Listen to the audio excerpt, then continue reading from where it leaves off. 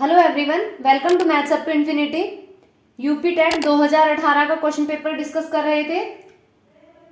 कुछ क्वेश्चंस हमने already discuss कर लिए हैं और कुछ आज की वीडियो में डिस्कस करेंगे। ये पेपर कंप्लीट करेंगे आज, तो करते हैं डिस्कस। फर्स्ट क्वेश्चन है, कितने समय में 8% वार्षिक ब्याज की दर से साधारण ब्याज मूलधन का 2/5 होगा?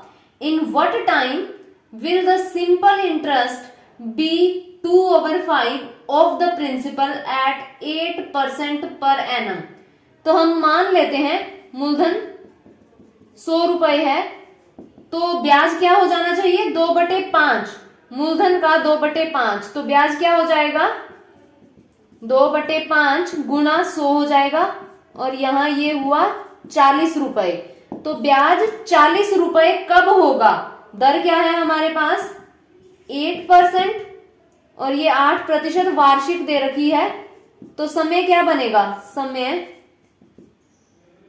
40 गुणा 100, या फिर हम सीधा ही पुट कर सकते हैं, जैसे मूलधन गुणा दर गुणा समय बटे 100 बराबर ब्याज होता है। साधारण ब्याज दे रखा है, तो मूलधन कितना है? 100 रुपए गुणा दर 8% और समय हमें निकालना है, तो समय रख लेते हैं। यहां 100 से भाग हो जाएगा और ये ब्याज है 40, या फिर सीधा यहां पुट कर देते, एक ही बात थी। तो ये क्या हो जाएगा? समय बराबर 40 और ये भाग में चला जाएगा 8, यहां आ जाएगा 5, तो ये क्या आया? समय 5 वर्ष, और यहां से ऑप्शन बी करेक्ट हो जाएगा। अगला क्वेश्चन, वह छोटी से छोटी संख्या जिससे 33,275 को गुणा करने पर प्राप्त गुणनफल पूर्ण घन हो जाए। तो पूर्ण घन बनाने के लिए जो यानी परफेक्ट क्यूब हो जाए, तो उसके लिए क्या करेंगे? इस तरह से ये कितने पे चला जाएगा? 5, यहां क्या आया? 6, 30, 32, यहां भी 6 हो जाएगा, यहां 5 हो जाएगा और यहां भी 5, फिर 5 पे जाएगा, ये बना। अब यहां 11 पे ये 121 होगा, यहां भी 11 और ये इस तरह से हो जाएगा। घन के लिए हम 3-3 के जोड़े बनाते हैं, तो यहां पूर्ण घन कब बनेगा? अगर हम यहां ऐसे लिखें, यहां से 1 11 बाहर आ जाएगा और पूर्ण घन होने के लिए एक और 5 चाहिए हमें, तो 5 से गुणा करने पर ये जो संख्या है ये पूर्ण घन हो जाएगी। तो वह छोटी से छोटी संख्या बतानी थी, तो वो क्या बनी? 5, और यहां से ऑप्शन बी करेक्ट हो जाएगा। अगला क्वेश्चन, यदि p² - 8p + 12 व p² + 4p - 12 का HCF p - a हो, तो a का मान बताना है। p - a अगर HCF है, HCF होता कौन सा है?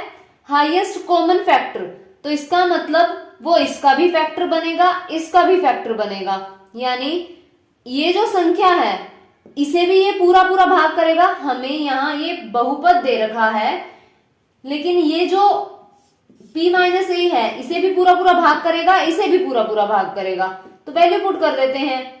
पूरा भाग का मतलब है जब हम वैल्यू पुट करेंगे बराबर 0 आ जाएगा, तो यहाँ p की क्या वैल्यू बनेगी? p - a बराबर 0, p बराबर a, ये क्या हो जाएगा? a² - 8a + 12 बराबर 0, इसका भी है फैक्टर, तो ये भी क्या हो जाएगा?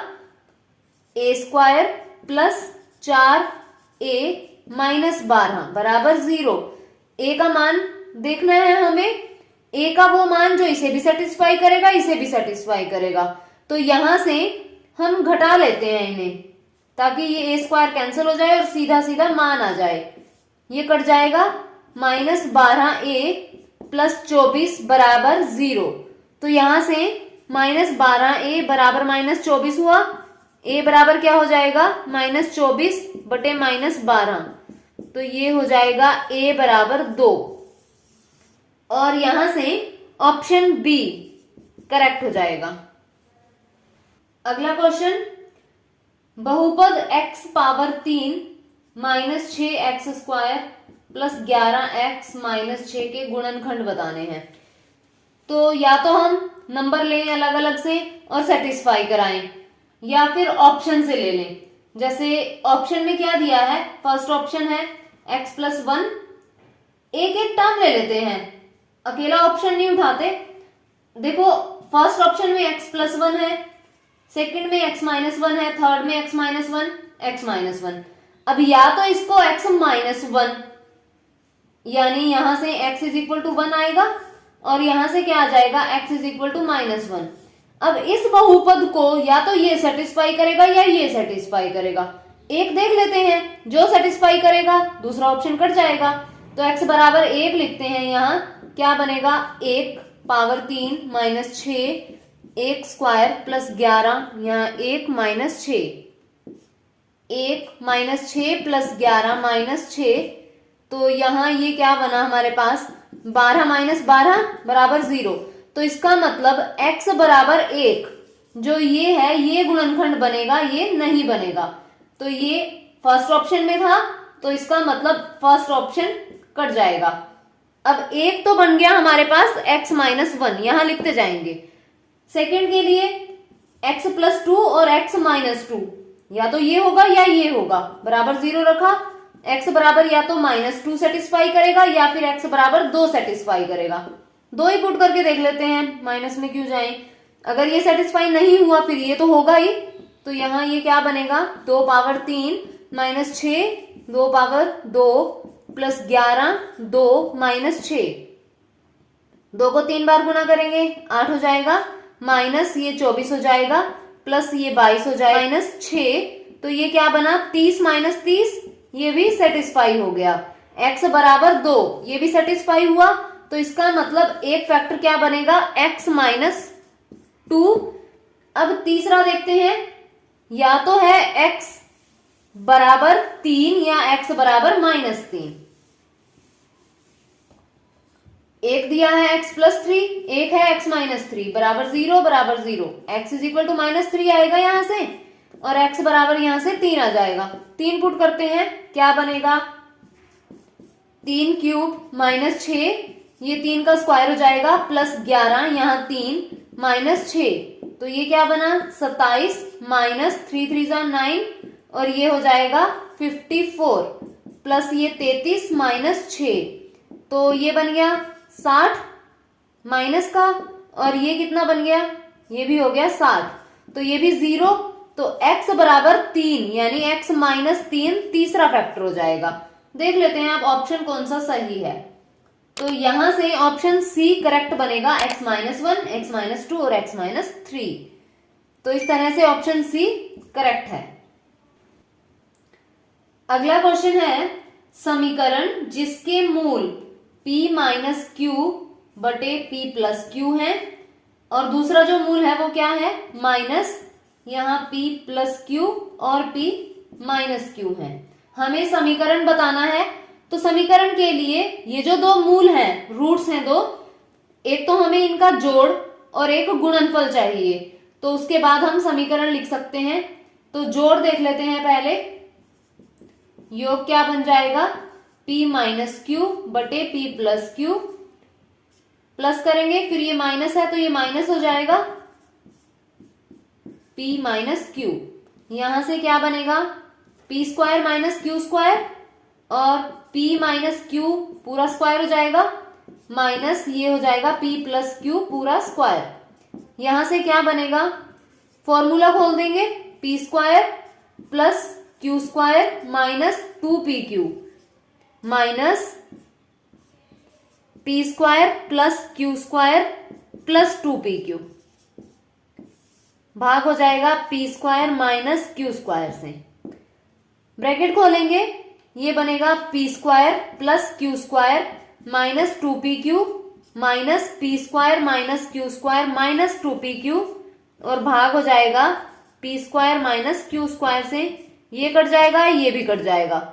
यहां आया हमारे पास -4pq और p² माइनस q²।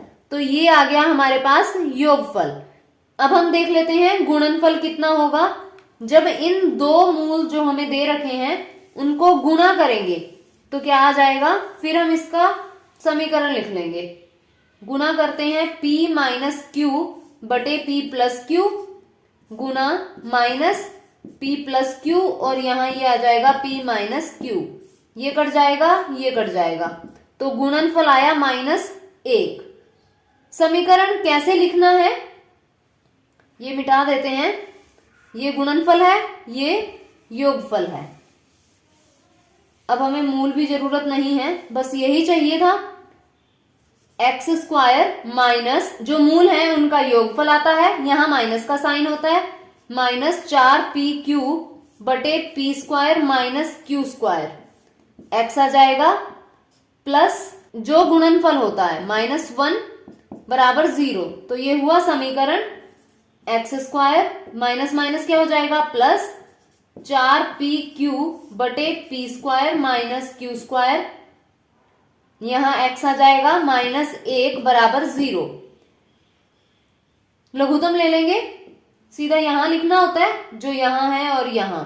तो ये क्या बनेगा, p square minus q square x square plus 4pqx minus, यहां माइनस है, 1 से गुणा करेंगे, p square minus q square बराबर 0। तो ये यहां खोल के लिखा हुआ है ऑप्शंस में, 4pqx minus p square plus Q square बराबर 0 है ये। और यहां से ऑप्शन सी इसमें दे रखा है p square minus q square x square plus 4pqx minus p square plus Q square बराबर 0। तो यहां से ऑप्शन सी करेक्ट हो जाएगा। अगला क्वेश्चन है, एक मासिक परीक्षा में 16 विद्यार्थियों के गणित में प्राप्तांक ये दे रखे हैं 0, 0, 2, 2, 3 है 3 बार, फिर 4, फिर 5, ये 4 बार दे रखा है, फिर 6 2 बार, और फिर 7, फिर 8। बहुलक बताना है।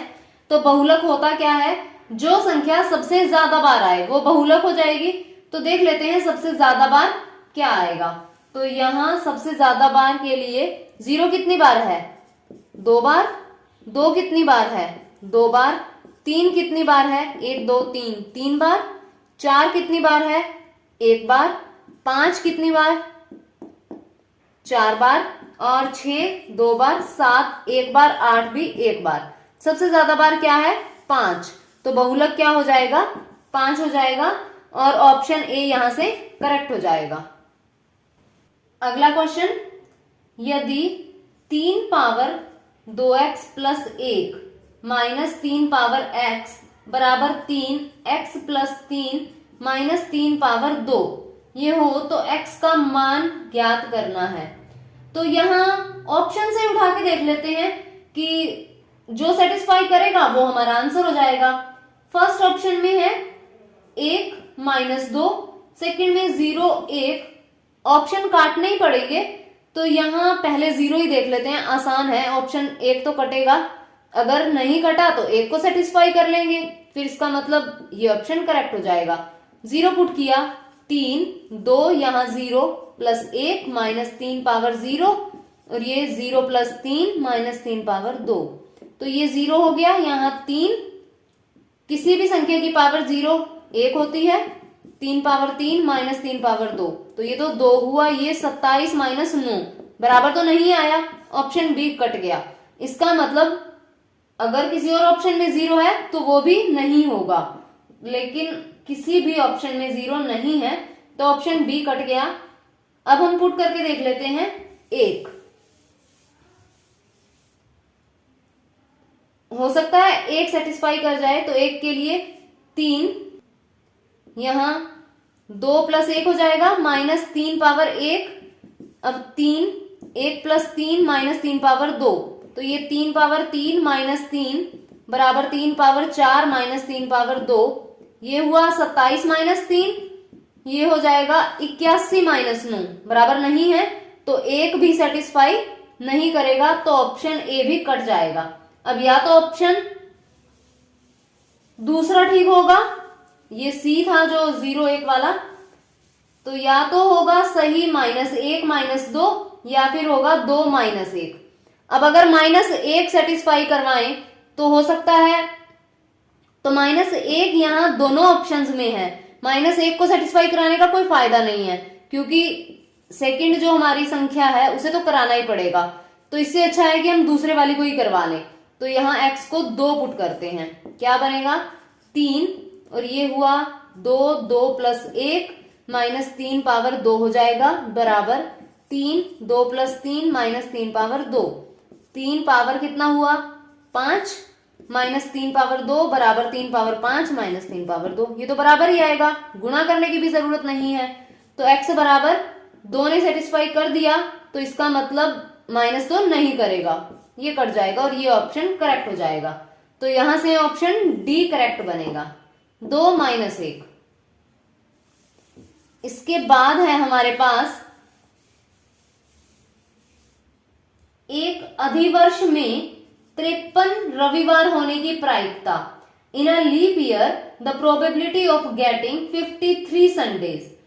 तो लीप ईयर में जो अधिवर्ष होता है 366 दिन होते हैं, 366 में क्या हो जाएगा 52 सप्ताह हो जाएंगे, ये वीक हुए, और प्लस 2 दिन शेष रह गए। और हमें बताना है कि ये जो 2 दिन है उसमें संडे होने की क्या प्रायिकता है। तो वो जो 2 दिन है वो कौन कौन से हो सकते हैं, या तो होगा संडे मंडे, या होगा मंडे ट्यूसडे, ट्यूसडे वेडनेसडे हो सकता है, वेडनेसडे थर्सडे हो सकता है, थर्सडे फ्राइडे हो सकता है, फ्राइडे सैटरडे हो सकता है, सैटरडे संडे हो सकता है। इसके अलावा तो कुछ नहीं हो सकता। ऐसा तो नहीं है कि संडे के साथ ट्यूसडे हो जाए, 2 दिन हैं, होंगे तो लगातार ही। तो यहां संडे होने की प्रायिकता, तो संडे के लिए जो हमारे अनुकूल परिणाम बनेंगे वो कौन से बनेंगे, या तो ये हो सकता है या ये हो सकता है। तो अनुकूल परिणाम जो फेवरेबल केसेस हुए वो कितने हुए 2, और भाग किससे करना होता है, जो हमारे टोटल केसेस हैं, जो सारे परिणाम आए हैं उनसे भाग करना होता है। तो कितने हुए 1 2 3 4 5 6 7, तो 7 से यहां भाग हो जाएगा, तो ये प्रायिकता आ जाएगी 2/7, और यहां से ऑप्शन ए करेक्ट हो जाएगा, ऑप्शन ए यहां करेक्ट बनेगा।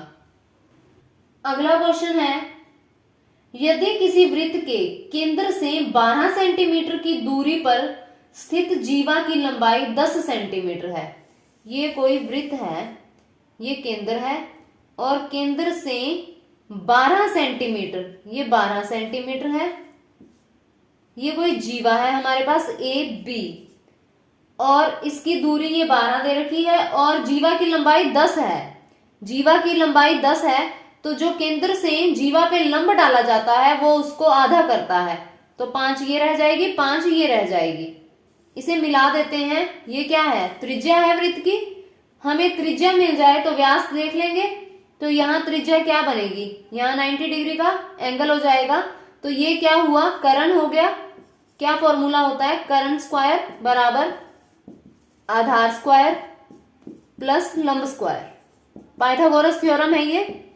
तो आधार ये 5 स्क्वायर प्लस 12 स्क्वायर हो जाएगा, ये बना 25 प्लस 144, तो ये 169 हो जाएगा। कर्ण कितना आया, यानी ओ ए, तो ये ओ ए कितना आ गया, स्क्वायर है, दूसरी तरफ रूट हो जाएगा, ये आ गया हमारे पास 13, तो ओ ए यहां 13 सेंटीमीटर आ जाएगा। ये त्रिज्या है, तो व्यास क्या बनेगा 2 गुना 13 हो जाएगा 26 सेंटीमीटर। तो ये हमारा आंसर आ जाएगा, और ऑप्शन ए यहां से करेक्ट हो जाएगा। तो ये था 2018 का क्वेश्चन पेपर जो कंप्लीट हो गया है। नेक्स्ट वीडियो में हम नेक्स्ट ईयर का क्वेश्चन पेपर करेंगे। तो अगर वीडियो पसंद आए तो लाइक कीजिए, शेयर कीजिए एंड चैनल को सब्सक्राइब कीजिए। बेल आइकन प्रेस कीजिए ताकि आने वाली क्वालिटेटिव वीडियोस की नोटिफिकेशन आपको मिलती रहे।